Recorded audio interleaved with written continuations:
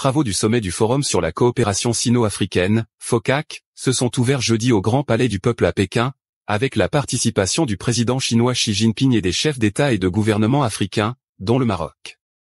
Le chef du gouvernement, Aziz Akanouche, représente Sa Majesté le roi Mohamed VI aux travaux de ce sommet qui se tient du 4 au 6 septembre.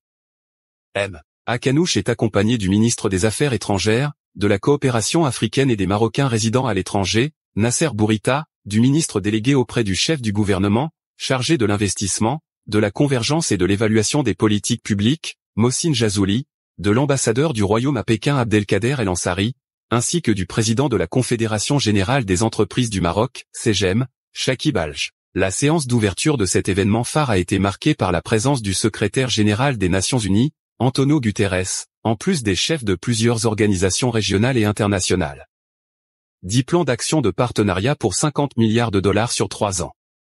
Le président chinois Xi Jinping a annoncé jeudi que son pays va apporter aux pays africains un soutien financier d'environ 50,7 milliards de dollars sur 3 ans en vue de la mise en œuvre de 10 plans d'action de partenariat. Dans les 3 prochaines années, le gouvernement chinois va apporter un soutien financier à hauteur de 360 milliards de yuan, environ 50,7 milliards de dollars, a indiqué M. Onze lors de la cérémonie d'ouverture du sommet 2024 du Forum sur la coopération sino-africaine, FOCAC. Les 10 plans d'action de partenariat couvrent les domaines de l'apprentissage mutuel entre les civilisations, de la prospérité commerciale, de la coopération de la chaîne industrielle, de la connectivité, de la coopération au développement, de la santé, de l'agriculture et des moyens de subsistance, des échanges entre les peuples et des échanges culturels, du développement vert et de la sécurité commune, a-t-il précisé.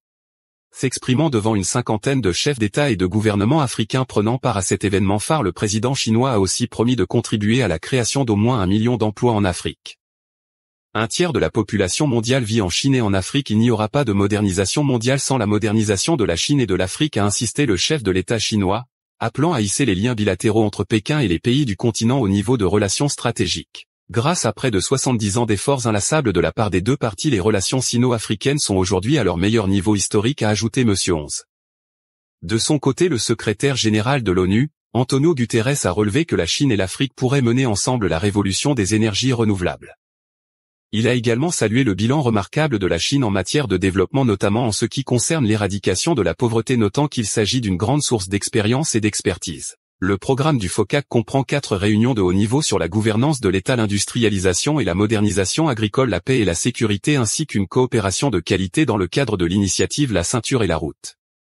L'ordre du jour de l'édition 2024 de ce rendez-vous incontournable pour les opérateurs économiques des deux parties comprend également la 8e conférence sino-africaine des chefs d'entreprise. Le forum sera marqué par l'adoption de la déclaration et du plan d'action de Pékin en plus d'une feuille de route pour la mise en œuvre de la coopération sino-africaine au cours des 3 prochaines années.